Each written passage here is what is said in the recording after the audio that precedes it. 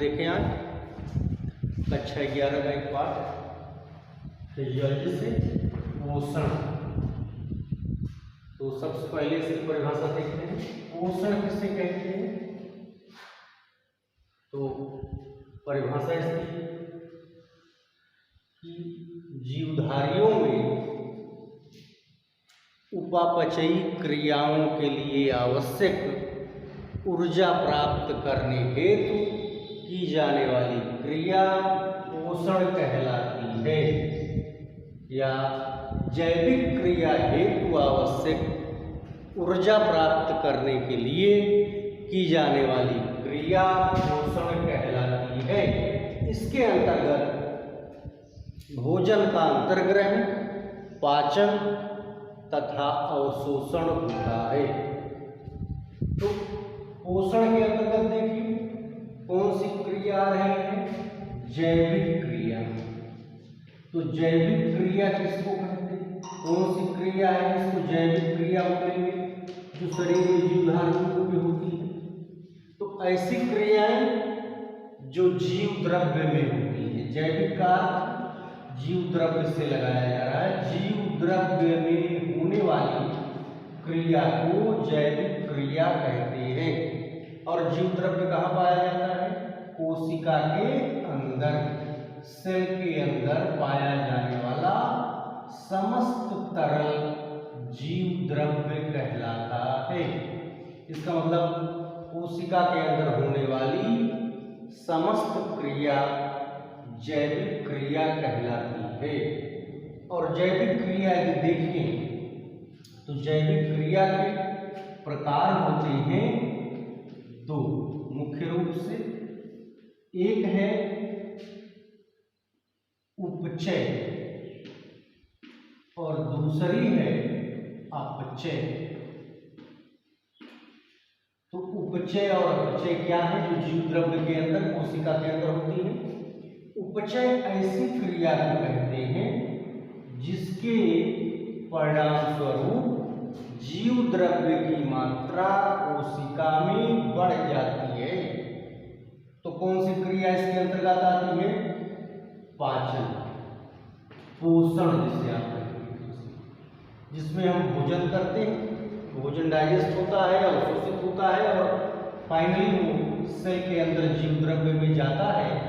तो कह सकते हैं इसकी मात्रा बढ़ जाती है। इसके विपरीत अपचय की क्रिया होती है जिसमें जीव द्रव्य की मात्रा घट जाती है। तो कौन सा एग्जाम्पल इसमें आएगा जो जीव द्रव्य की मात्रा घटाएगा, श्वसन इसके अंतर्गत है। उदाहरण में श्वसन जो है वो अपचय की क्रिया है जिसमें जीव द्रव्य के अंदर पाए जाने वाले भोजन का ऑक्सीकरण हो जाता है, तो जीव द्रव्य की मात्रा घट जाती है। तो इसका मतलब है कि कोशिका के अंदर होने वाली इन दोनों क्रियाओं को जैविक क्रिया कहते हैं। तो जैविक क्रिया के लिए आवश्यक ऊर्जा, तो ऊर्जा किससे प्राप्त होती है, भोजन से। तो इस चैप्टर में हम भोजन, उसके अंतर्ग्रहण, पाचन, अवशोषण और डिफरेंशिएशन या मल कैसे बनता है, इन सारी प्रक्रियाओं का अध्ययन करेंगे। तो आइए देखिए, पहले पोषण जो है वो विधि के आधार पर कितने भागों में बांटा जा सकता है, पोषण की विधियां कितनी हैं। तो पोषण की विधि अगर देखें किस प्रकार से जीवधारी जैविक क्रियाओं में ऊर्जा प्राप्त करने का सोर्स ले आते हैं, तो दो प्रकार से आप देखते हैं। विधि के आधार पर, पोषण विधि के आधार पर अगर वर्गीकरण किया जाए जीवधारियों का, वो होते हैं स्वपोषी, ऑटोट्रॉफ्स, और होते हैं परिपोषी या हेटेरोट्रॉफ्स। अब स्वपोषी और परिपोषी आप जानते हैं। स्वपोषी उनको कहा जाता है जो अपना भोजन स्वयं बनाते हैं। इसमें मुख्यतः पौधे आते हैं जिनमें परागण पाया जाता है, और वो अपना भोजन स्वयं बनाते हैं। इसके अतिरिक्त जितने जंतु हैं युगलीना को छोड़ करके वो सारे परिपोषी के अंतर्गत आते हैं, जो अपना भोजन स्वयं नहीं बनाते हैं बल्कि पौधों पर या दूसरे जीवों पर निर्भर होते हैं। तो इनकी श्रेणियां ये मुख्य हैं दो, एक स्वपोषी विधि के आधार पर और दूसरा परिपोषी। स्वपोषी की इस अगर श्रेणी देखें तो कई प्रकार के स्वपोषी पाए जाते हैं। तो स्वपोषी दो प्रकार के हैं मुख्य रूप से। एक है जो अपना भोजन प्रकाश संश्लेषण द्वारा बनाती हैं, और एक ऐसे जीव हैं जो रसायन के द्वारा भी अपना भोजन बना लेते हैं। तो दो श्रेणियां इनकी आती हैं। एक होती है फोटोसिंथेटिक अर्थात प्रकाश संश्लेषी, और दूसरे हैं जो विभिन्न रसायनों के द्वारा अपना भोजन बनाते हैं, उनको कहा जाता है कीमोसिंथेटिक अर्थात रसायन संश्लेषी। तो बताइए कौन से ऐसे हैं जो रसायन द्वारा भोजन बनाते हैं और कौन से ऐसे जीव हैं जो प्रकाश संश्लेषण की क्रिया से भोजन बना लेते हैं। तो उदाहरण है अगर देखें तो इसमें ग्रीन प्लांट्स आते हैं, और एक जंतु है यूग्लिना, और रसायन संश्लेषी मुख्य रूप से बैक्टीरिया है या जीवाणु बैक्टीरिया। तो ये अपना भोजन रसायन द्वारा बनाते हैं, इसलिए रसायन संश्लेषी जीवाणुओं में नाइट्रिफाइंग बैक्टीरिया हो सकते हैं, अमोनियोफाइंग बैक्टीरिया हो सकते हैं, आयरन बैक्टीरिया हो जाते हैं, सल्फर बैक्टीरिया है, तमाम है जो रसायन द्वारा भोजन बनाते हैं। कुछ ऐसे जीवाणु भी हैं जो प्रकाश संश्लेषी होते हैं और वो अपना भोजन प्रकाश संश्लेषण द्वारा ही बनाते हैं। उनमें विशिष्ट प्रकार का हरित लवण पाया जाता है जिसको बैक्टीरियोविरिडीन कहा जाता है। ये पिगमेंट जो है वो भोजन बनाने में सहायक होते हैं। तो कुछ जीवाणु जैसे क्लोरोबियम एग्जाम्पल है, ये अपना भोजन स्वयं बना लेता है। तो ये रसायन संश्लेषी नहीं होकर प्रकाश संश्लेषी होता है और प्रकाश की उपस्थिति में अपना भोजन बनाता है। क्लोरोबियम बैक्टीरिया प्रकाश संश्लेषी होता है। ये रिमार्क कि स्पेशल पॉइंट है, बैक्टीरिया प्रकाश संश्लेषी भी है। तो इस तरह से स्वपोषी को आप बांट सकते हैं। ये सृष्टि में अपना भोजन स्वयं किसी न किसी प्रकार से बना रहे हैं। दूसरी जो श्रेणी है परिपोषी, जिसमें जंतु सारे आते हैं, इनकी भी श्रेणियां हैं। तो परिपोषी कौन होते हैं? तो देखिए आप कि भोजन को प्राप्त करने की विधि इनको बना देती है पैरासिटिक अर्थात परजीवी, या फिर सैप्रोफाइट या मृतोपजीवी, या फिर सिम्बियोटिक या सहजीवी। इनका डिटेल स्टडी और आगे चैप्टर में। परजीवी वो होते हैं जो अपना भोजन दूसरे जीवों से लेते हैं, चाहे प्लांट या जंतु से, और बदले में रोग भी उत्पन्न करते हैं। और मृतोपजीवी मृत सड़े गले कार्बनिक पदार्थों से अपना भोजन प्राप्त करते हैं, मृतोपजीवी कहलाते हैं। और सहजीवी या सिम्बियोटिक ऐसा मोड है जिसमें दो जीव एक दूसरे पर आश्रित होते हैं, एक दूसरे को लाभ भी पहुंचाते हैं अर्थात भोजन भी लेते हैं, बदले में कुछ आवश्यक चीज प्रदान करते हैं, सहयोग करते हैं जीवन चक्र में, इसलिए इनको सहजीवी कहा जाता है। तो ये विधि के आधार पर श्रेणी है कि कितने प्रकार के जीवधारी पाए जाते हैं। और अगर हम आदत के अनुसार बांटें कि भोजन प्राप्त करने की आदत क्या है, तो पोषण की हैबिट क्या है जीव की, तो हैबिट के अनुसार अगर हम बांटें इसको on the basis of habit, तब कैसे श्रेणी मिलेगी? तो देखिए, भोजन की आदत के अनुसार अगर जीवधारियों को बांटना हो तो वो हो जाते हैं फिर शाकाहारी, भी आप आसानी से समझ जाएंगे। दूसरे होते हैं मांसाहारी,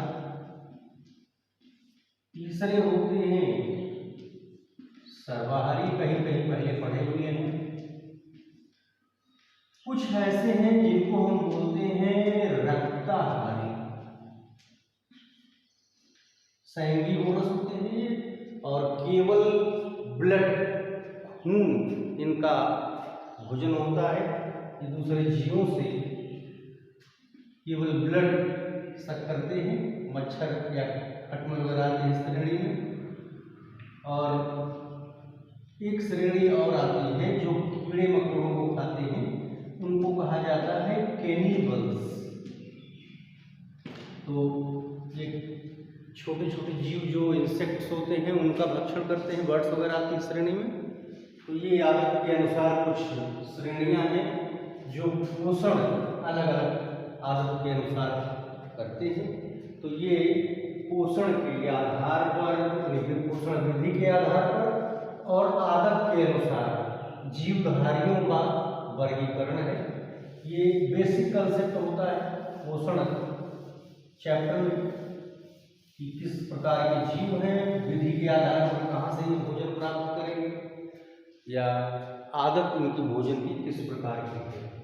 अब जरा देखिए, पोषण के अंतर्गत जो कंसेप्ट आने हैं उनमें सबसे पहले आएगा फूड और फिर आएगी फीडिंग हैबिट,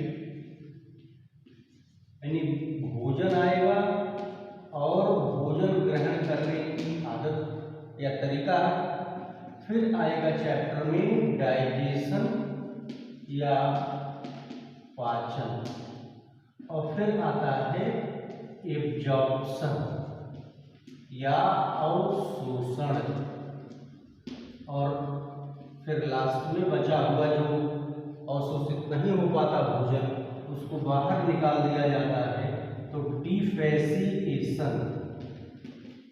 ये प्रक्रियाएं हैं जिनको इस चैप्टर में लिया जाना है।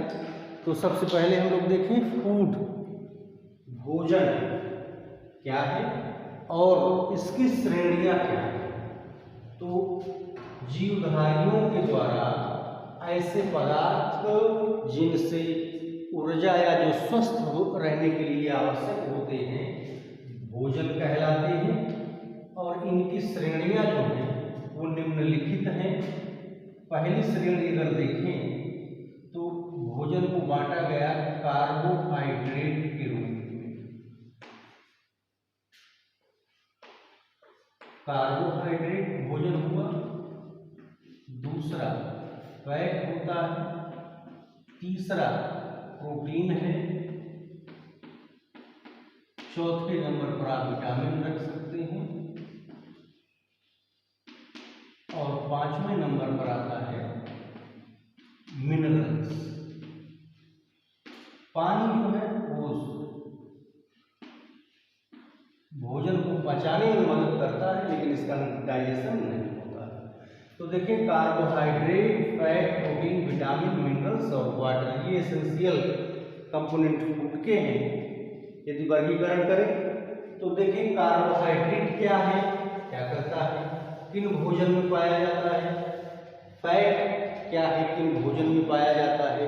इसी प्रकार से सबके सोर्स और इनकी क्या आवश्यकता है बॉडी में, आप इनको एक एक करके लेते हैं हम।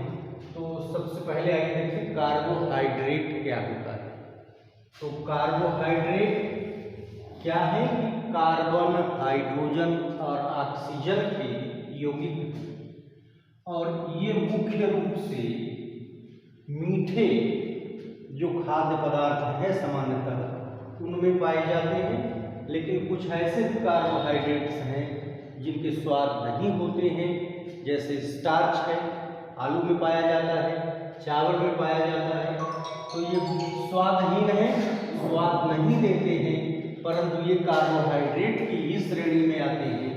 और कार्बोहाइड्रेट की अगर श्रेणी को देखें हम तो आसानी से आप समझ जाएंगे कि ये मोनोसेक्राइड हो सकता है, डाइसेक्राइड होता है और पॉलीसेक्राइड होता है। अब आसानी से देखें, मोनोसेक्राइड जिसमें कार्बोहाइड्रेट के एक ही अणु पाए जाते हैं, जैसे ग्लूकोज जो है मोनोसेक्राइड है, मीठा होता है स्वाद में, देखेंगे आप तो क्रिस्टल के तरीके से पाया जाएगा, सफेद रंग का होगा और ये तुरंत ऊर्जा देता है, इसका डाइजेशन नहीं होता, ये सीधे खाने के बाद अवशोषित हो जाता है और सेल में जाके ऑक्सीडेशन होता है इसका। दूसरे टाइप में आता है तो डाइसेक्राइड है, जब दो मोनोसेक्राइड अणु आपस में जुड़ जाए तो उसको डाइसेक्राइड कहते हैं। ये भी स्वाद में मीठे होते हैं और सुक्रोज जो है चीनी इस श्रेणी में आता है, गन्ने की जूस में आपको मिलेगा, तो ये डाइसेक्राइड होते हैं। तीसरे पॉलीसेक्राइड हैं जो मोनोसेक्राइड से ही बनते हैं और 10 से ज़्यादा अणु जब आपस में जुड़ जाते हैं तो ये पॉलीसेक्राइड में कन्वर्ट हो जाते हैं और ये स्वाद नहीं देते हैं, अर्थात स्वादहीन है। और उदाहरण देखें तो स्टार्च आता है इसमें, जो सबसे ज़्यादा पाया जाता है आलू में, चावल में, तमाम ऐसे प्लांट्स में हैं जो स्वाद नहीं देते हैं परंतु ये कार्बोहाइड्रेट होते हैं, इनको हम भोजन के रूप में उपयोग में लाते हैं। तो ये श्रेणियाँ हैं। कभी कभी क्या होता है कि देखते हैं बच्चों में जब प्रॉपर न्यूट्रिशन नहीं होता तो उनमें कार्बोहाइड्रेट की कमी हो जाती है।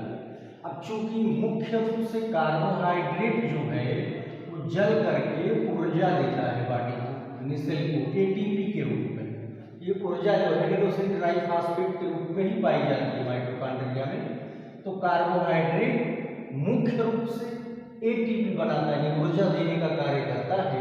और अगर ये कम हो जाए बॉडी के अंदर, जीवधारियों में, सेल के अंदर, तो इसका मतलब कि शरीर के अंदर ऊर्जा की कमी हो जाती है और ऊर्जा की कमी होने के कारण रोग हो जाते हैं। और ये रोग जो है वो शरीर कमजोर कर देता है। इस रोग में शरीर वीक हो जाएगा, कमजोर हो जाएगा, त्वचा झोड़ीदार हो जाएगी और सुस्त हो जाती है शरीर। और अगर कार्बोहाइड्रेट की सप्लाई बढ़ा दी जाए तो रोग से मुक्ति हो जाती है। और रोग यहाँ होता है क्वाशरकोर नाम का, तो क्वाशरकोर रोग है जो एटीपी या ऊर्जा की कमी से हो जाता है। तो इसकी प्रॉपर डाइट देनी चाहिए और इसकी आवश्यकता रहती है एडल्ट बॉडी में भी और इन्फेंट बॉडी में भी, बच्चों की बॉडी में भी। तो इसको प्रॉपर तरीके से बच्चों को दिया जाना चाहिए। ये फूड में, मिल्क में और मीठी चीज़ें जो हैं उनमें प्रचुर मात्रा में पाया जाता है, तो इसकी कमी नहीं होगी यदि बच्चों को प्रोवाइड करते रहें, तो मल न्यूट्रिशन नहीं। दूसरा है प्रोटीन। प्रोटीन क्या होता है? वो भी यौगिक ही है। किसका यौगिक है प्रोटीन? तो कार्बन, हाइड्रोजन, ऑक्सीजन और नाइट्रोजन के यौगिक है। तो ये भी कार्बन, हाइड्रोजन, ऑक्सीजन, नाइट्रोजन से बने हैं। और मुख्य रूप से प्रोटीन जो है वो ऊतकों की मरम्मत के काम आता है, या ग्रोइंग चाइल्ड जो होते हैं जिनकी वृद्धि होती रहती है, नई नई सेल्स बनती रहती हैं, पेशियां बनती रहती हैं, तो उनमें प्रोटीन की ज़्यादा जरूरत होती है। मुख्य कार्य प्रोटीन का उसी में होता है, इसलिए ऊर्जा और वृद्धि करने वाले शरीर के अंतर्गत इसकी ज़्यादा आवश्यकता होती है। और प्रोटीन जो है मुख्य रूप से ऊतकों की मरम्मत के काम आता है और इसकी भी श्रेणियाँ हैं, लेकिन प्रोटीन का एक चैप्टर अलग से आपको बायोलॉजी में पढ़ाया जाएगा, उसमें इसका डिटेल मिलेगा। तीसरे नंबर पर आता है फैट। तो कंपोजिशन फैट का भी वही है, कार्बन हाइड्रोजन ऑक्सीजन के वियोगिक हैं, और कभी कभी इसमें फास्फोरस भी पाया जाता है, और फैट जो है वो भी ऊर्जा देने का कार्य करता है, ये बॉडी को ऊर्जा प्रदान करता है। तो फैट, कार्बोहाइड्रेट और प्रोटीन, इनको अगर देखें तो प्रोटीन ऊतकों की मरम्मत करता है, फैट, कार्बोहाइड्रेट ये दोनों ऊर्जा प्रदान करते हैं, और प्रोटीन की कमी से भी रोग हो जाता है। यदि प्रॉपर डाइट नहीं मिलती है तो बीमारी बन जाती है मेरेस्मस की, जिसमें क्या होता है कि शरीर कमजोर हो जाती है, बच्चों की त्वचा झुर्रीदार हो जाती है, पेट निकल आता है। तो ऐसे लक्षण जो है वो बच्चों में आते हैं, जो बच्चों में होने वाले ही रोग हैं, एडल्ट बॉडी में नहीं होते हैं, और प्रोटीन की सप्लाई बढ़ाने पर ये लक्षण जो है दूर हो जाते हैं और रोग जो है वो समाप्त हो जाता है। एक और चीज है कार्बोहाइड्रेट, फैट और प्रोटीन, इन तीनों भोजन को हम मूल रूप में ग्रहण नहीं कर सकते हैं, अर्थात मानव शरीर के अंदर इनको फैट, प्रोटीन और कार्बोहाइड्रेट के मूल स्वरूप में नहीं यूटिलाइज किया जा सकता, क्योंकि ये ऐसे अणु होते हैं जो जटिल हैं, बड़े हैं, इसलिए इनको पचाने की आवश्यकता पड़ती है और इनको तोड़ा जाता है। प्रोटीन, कार्बोहाइड्रेट और फैट को एलिमेंट्री कैनाल के अंदर डाइजेस्ट किया जाता है, छोटे छोटे अणुओं में तोड़ दिया जाता है। अब कार्बोहाइड्रेट टूटेगा तो सबसे छोटा अणु ग्लूकोज बनता है, जो कि आंत के द्वारा अवशोषित करके ब्लड में लाया जाएगा, ब्लड से सेल में। इसी प्रकार से प्रोटीन को यदि डाइजेस्ट किया जाएगा तो इसका सबसे छोटा अणु होता है अमीनो एसिड, अमीनो अम्ल कहते हैं, ये अवशोषित होता है। प्रोटीन जटिल होता है इसलिए नहीं अवशोषित हो सकता। इसी प्रकार से फैट जो होता है वो भी बड़े फूड पार्टिकल हैं, ये भी अवशोषित नहीं होते हैं, तो इनको भी तोड़ने की आवश्यकता होती है, इसलिए इनका पाचन होता है।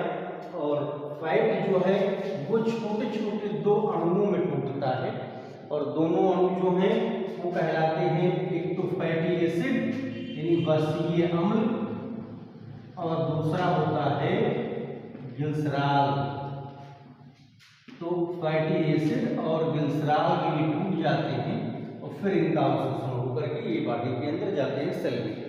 तो इस तरह से इनका तो पाचन होगा तीनों का, लेकिन विटामिन, मिनरल और वाटर, इन तीनों का डाइजेशन नहीं होता है, वो शरीर में सीधे अवशोषित हो जाते हैं, और उनकी सूक्ष्म मात्रा, स्पेशली विटामिन और मिनरल की सूक्ष्म मात्रा स्वस्थ रहने के लिए आवश्यक होती है।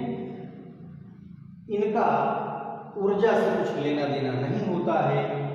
भोजन तीन ही हैं जिनसे हमको ऊर्जा प्राप्त होती है, कार्बोहाइड्रेट, फैट और प्रोटीन, विटामिन और मिनरल, ये उपापचयी क्रियाओं को सुचारू रूप से संचालित करने के लिए आवश्यक होती हैं। इनका कोई रोल ऊर्जा उत्पादन में नहीं है, इनसे ऊर्जा हमको प्राप्त नहीं है।